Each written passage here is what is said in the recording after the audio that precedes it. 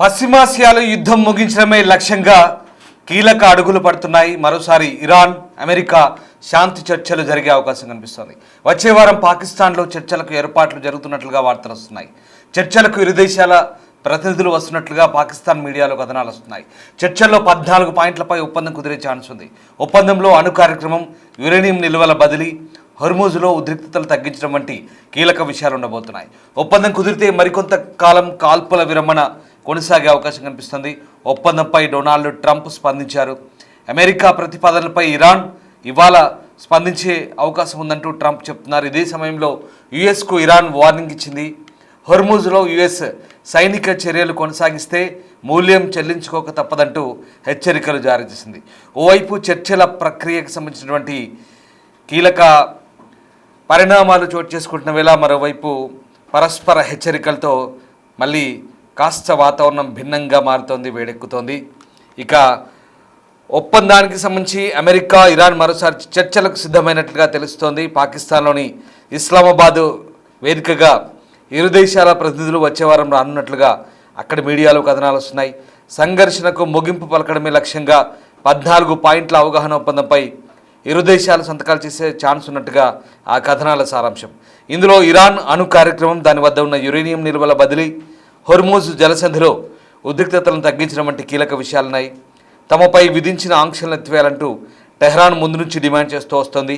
ఈ చర్చలకు ఇవే అడ్డంకిగా మారాయి. అయితే చర్చలు సానుకూలంగా సాగితే ఇరు దేశాల మధ్య కొనసాగుతున్న కాల్పుల విరమణ ఒప్పందం మరికొంతకాలం పొడిగించే అవకాశాలు కనిపిస్తున్నాయి. ఇక పశ్చిమాసియా సంఘర్షణ ముగించేందుకు తాము పంపిన ప్రతిపాదనలపై ఇరాన్ నుంచి స్పందన వచ్చే అవకాశం ఉన్నట్టుగా ట్రంప్ చెప్తున్నారు. ఇరాన్ ఉద్దేశపూర్వకంగానే ఈ విషయాన్ని సాగదీస్తుందంటూ విలేకరులు అడిగితే త్వరలోనే మనకు దీని గురించి తెలుస్తుందంటూ జవాబిచ్చారు. హర్మూజ్లో చిక్కుకుపోయిన నౌకలు సురక్షితంగా బయటకు తెచ్చేందుకు చేపట్టిన ప్రాజెక్టు ఫ్రీడమ్ను తిరిగి పునరుద్ధరించే విషయాన్ని కూడా తమ యంత్రాంగం పరిశీలిస్తుందంటూ ట్రంప్ అన్నారు. ఇరాన్ త్వరగా ఒప్పందంపై సంతకం చేయకపోతే ఈ కార్యక్రమాన్ని ప్రాజెక్టు ఫ్రీడమ్ ప్లస్గా నిర్వహిస్తామంటూ హెచ్చరించారు. నౌకలను సురక్షితంగా బయటకు తీసుకురావడంతో పాటు మరికొన్ని చర్యలను కూడా చేపడతామన్నారు. మరోవైపు అమెరికాకు ఇరాన్ గట్టి హెచ్చరికలు జారీ చేసింది. ఐక్యరాజ్యసమితి చీఫ్ ఆంటోనియో గుటెరస్కు యుఎస్లోని ఇరాన్ శాశ్వత ప్రతినిధి అమీర్ సయీద్ ఇరవానీ ఓ లేఖ రాశారు. అందులో హర్మూజ్లో సైనిక చర్యలకు దిగి యుఎస్ కాల్పుల విరమణ ఒప్పందాన్ని ఉల్లంఘించిందంటూ ఆరోపించారు.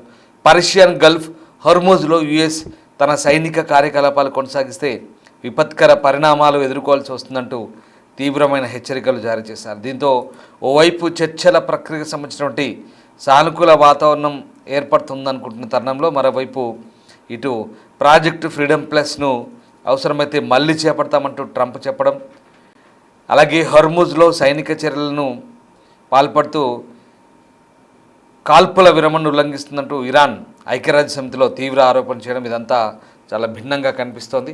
ఏదేమైనా మళ్ళీ అమెరికా ఇరాన్ మధ్య కీలక శాంతి చర్చలు పాకిస్తాన్ రాజధాని ఇస్లామాబాద్ వేదికగా మళ్ళీ ప్రారంభమయ్యే అవకాశం ఉన్నట్లుగా అంతర్జాతీయ మీడియాలో వస్తున్న వార్తలైతే ఇప్పుడు యుద్ధం ముగింపు దశకు చేరుకుంటుందా అనే వాదనకు మళ్ళీ బలం చేకూరుస్తోంది. అమెరికా ఇరాన్ మధ్య కీలక శాంతి చర్చలు వచ్చే వారం ఇస్లామాబాద్ వేదికగా మళ్ళీ ప్రారంభమయ్యే ఛాన్స్ ఉన్నట్లుగా అంతర్జాతీయ మీడియాలో వార్తలైతే వస్తున్నాయి. వెస్ట్ ఏషియాలో పెరుగుతున్న ఎస్కలేషన్స్ని తగ్గించేందుకు, అలాగే ఇరాన్ అణు కార్యక్రమంపై చర్చలు కొనసాగించేందుకు ఇవి కీలకంగా చెప్తున్నారు. ఇరు దేశాలు 14 పాయింట్ల అవగాహన ఒప్పందంపై సంతకాలు చేసే అవకాశం ఉన్నట్టుగా కూడా ఇంటర్నేషనల్ మీడియా చెప్తోంది. ఈ ప్రతిపాదనలో కీలకంగా ఈ కాల్పుల విరమణ, హర్మూజ్ జలసంధి పరిస్థితి, ఇరాన్ అణు కార్యక్రమం, ఆర్థిక ఆంక్షల సడలింపుల వంటి అంశాలైతే చాలా ప్రధానంగా ఉండే అవకాశం ఉంది.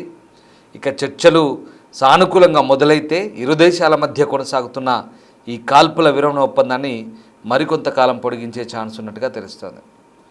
ఇక వచ్చే వారం జరగబోతున్న చర్చలకు పాకిస్తాన్ మధ్యవర్తిగా వ్యవహరించనుంది. ఇప్పటికే ఇస్లామాబాద్ వేదికగా ఈ రెండు దేశాల మధ్య ఏప్రిల్లో జరిగిన మొదటి దఫా శాంతి చర్చలు ఫలితాన్ని ఇవ్వలేదు. ఆ తర్వాత జరగాల్సిన రెండో దఫా చర్చలు మొదలు కాకముందే రద్దయ్యాయి. ఇక ఈ నేపథ్యంలో వచ్చే వారం ఇరు దేశాలు చర్చలను కొనసాగించేందుకైతే ఆసక్తి చూపుతున్నట్టుగా సమాచారం. మరి ఇరు దేశాల ప్రతినిధులు పరస్పర విరుద్ధ ప్రకటనలతో విరుద్ధ ప్రతిపాదనలతో ఇంతకాలం ఈ చర్చల ప్రక్రియలో ప్రతిష్టంభన కొనసాగింది. ఇప్పుడు మళ్ళీ ఏం జరగబోతుందనే ఆసక్తి అయితే కనపడుతుంది. సో మధ్యప్రాచ్యంలో నెలకొన్న యుద్ధ వాతావరణం, ముఖ్యంగా ఇరాన్ అమెరికా మధ్య ఘర్షణలు ప్రపంచవ్యాప్తంగా తీవ్ర ఉత్కంఠను రేకెత్తిస్తున్న పరిస్థితి కనబడుతూ ఉంది. దీంతో హర్ముజులో ఏర్పడిన సంక్షోభం కారణంగా అంతర్జాతీయ వాణిజ్యం, చమురు సరఫరాకు పెను ముప్పు వాటిల్లింది. దీంతో అటు ట్రంప్ ఇటు ఇరాన్ ప్రభుత్వం మధ్య సాగుతున్న దౌత్యపరమైన సైనికపరమైన పరిణామాలు యుద్ధాన్ని శాంతి వైపు నడిపిస్తాయా లేదా అన్నది ప్రశ్నార్థకంగా మారుతున్న నేపథ్యంలో ఇక్కడ ఒక కీలక అంశం. ఇప్పుడు ఐక్యరాజ్య సమితిలోని భద్రతా మండలిలో తన మిత్ర దేశాలైన సౌదీ, యుఏఈ, కువైట్ వంటి దేశాలతో కలిసి అమెరికా ఒక ముసాయిదా తీర్మానాన్ని ప్రవేశపెట్టింది. హర్ముజ్లో నౌకాయాన స్వేచ్ఛను కాపాడడం, వాణిజ్య నౌకలపై దాడులను అడ్డుకోవడం దీని ప్రధాన ఉద్దేశం. అయితే ఈ తీర్మానాన్ని ఇరాన్ నిర్ద్వందంగా తిరస్కరించింది. ఇది కేవలం వాషింగ్టన్ తన అక్రమ చర్యలకు చట్టబద్ధత కల్పించుకోవడానికి చేస్తున్న రాజకీయ ప్రేరేపిత ప్రయత్నం అంటూ టెహ్రాన్ ఆరోపిస్తుంది. యుద్ధం ముగియాలంటే ఇరాన్ ఓడరేవులపై ఉన్న సముద్ర దిగ్బంధనాన్ని తొలగించాలని, అప్పుడే జలసంధిలో రాకపోకలు పునరుద్ధరించబడతాయంటూ ఇరాన్ స్పష్టం చేస్తోంది. సో మొత్తం మీద ప్రస్తుతం ఉన్నటువంటి పరిస్థితుల్లో క్షేత్రస్థాయిలో అయితే ఉద్రిక్తతలు మరింత పెరుగుతున్నాయి. అమెరికా దళాలు ఇరాన్ చమురు ట్యాంకర్లపై కాల్పులు జరపడం, ఇటు ఇరాన్ డ్రోన్ దాడులకు పాల్పడుతుండడంతో గల్ఫ్ ప్రాంతంలో భయాందోళనలు అయితే నెలకొన్నాయి. ఇరాన్ యొక్క కీలక చమురు ఎగుమతి కేంద్రమైన ఖార్గు ద్వీపం సమీపంలో భారీగా చమురు తెట్టు వ్యాపిస్తున్నట్లుగా ఉపగ్రహ చిత్రాలు కూడా వెల్లడిస్తున్నాయి. ఇది పర్యావరణానికి కాక ఇప్పటికే దెబ్బతిన్న ఇరాన్ ఆర్థిక వ్యవస్థకు మరొక గుదిబండలా మారుతోంది. అమెరికా, ఇజ్రాయెల్ జరిపిన దాడుల తర్వాత ఇరాన్ తన వ్యూహాలను మార్చుకుంటోంది. ఇక Iran supreme leader Mojtaba Khamenei ఆరోగ్యంపై అనేక అనుమానాలు ఉన్నప్పటికీ ఆయనే తెర వెనుక ఉండి యుద్ధం, చర్చల వ్యూహాలను రూపొందించినట్లుగా అమెరికా నిఘా వర్గాలు భావిస్తున్నాయి. దాడుల్లో తీవ్రంగా గాయపడ్డట్టు చెప్తున్నటువంటి ఖమేనీ ప్రస్తుతం ఏకాంతంగా ఉంటూ కేవలం నమ్మకస్తులైన దూతల ద్వారానే ఆదేశాలు జారీ చేసినట్లుగా తెలుస్తోంది. ఈ నాయకత్వ అనిశ్చితి ఇరాన్ భవిష్యత్తు నిర్ణయాలపై ప్రభావం చూపే అవకాశం కనిపిస్తోంది. దీంతో ఇక ప్రస్తుతం ఉన్నటువంటి పరిస్థితుల్లో, ఈ క్లిష్ట పరిస్థితుల్లో శాంతి ప్రయత్నాలకు ఇరు దేశాలు ప్రయత్నాలు కూడా వేగవంతం చేస్తున్నాయి. ఇస్లామాబాద్లో వచ్చే వారం జరిగే శాంతి ప్రయత్నాలకు సంబంధించి ఇప్పటికీ ఇస్లామాబాద్లో 2 విడతల చర్చలు జరిగాయి. ఒక విడత చర్చ జరిగాయి ఏప్రిల్ 10, 11 నాడు. తర్వాత 2వ విడత చర్చలకు రాలేదు ఎవరు. ఓవైపు అమెరికా, ఓవైపు ఇరాన్ నుంచి ఎవరు చర్చలకు రాలేదు. దీంతో పాకిస్తాన్ చేస్తున్న దౌత్యం చాలా బలహీనమైన దౌత్యంగా ప్రపంచ దేశాలకు కూడా తెలిసింది. కానీ ఇక్కడ ప్రయత్నాలను మళ్ళీ కొనసాగిస్తామంటూ అటు అమెరికా, ఇటు ఇరాన్ చెప్తున్న వేళ వచ్చే వారం మళ్ళీ ఇస్లామాబాద్లో జరిగే చర్చలపైనే అందరి దృష్టి కనబడుతోంది. ఎందుకంటే ఇప్పటికే యుద్ధం దాదాపుగా 3వ నెలలోకి ఎంటర్ అవుతుంది. దీంతో ప్రస్తుతం ఉన్న పరిస్థితులు ప్రస్తుతానికి కాస్త తాత్కాలిక ఉపశమనం ఉన్న, కాల్పుల విరమణ ఒప్పందం కొనసాగుతున్న, టెన్షన్స్ మాత్రం ఎస్కలేషన్స్ ఎక్కడా తగ్గట్లేదు. అటు హోర్ముజ్లో అటువైపు లెబనాన్, ఇజ్రాయెల్ అది కొనసాగుతుంది. ఇటువైపు హోర్ముజ్ వేదికగా యుఎస్, ఇరాన్ పరస్పరం నౌకలపై దాడులు చేసుకుంటున్నాయి. ఈ క్రమంలో ఇప్పుడు మరి ఎస్కలేషన్స్ రావాలి అంటే, ఉద్రిక్తతలు తగ్గాలి అంటే కనుక ఖచ్చితంగా మళ్ళీ ఇస్లామాబాద్లో జరిగే చర్చలు, అంటే ఇప్పటివరకు పరస్పర విరుద్ధ ప్రతిపాదనలు వచ్చారు. ఇప్పటి నుంచి ఒకవేళ ఒకరికొకరు సానుకూలమైన ప్రతిపాదనతో వస్తే, సంతకాలు కనుక చేస్తే అప్పుడు యుద్ధం ముగిసే దిశగా అడుగులు పడవచ్చు.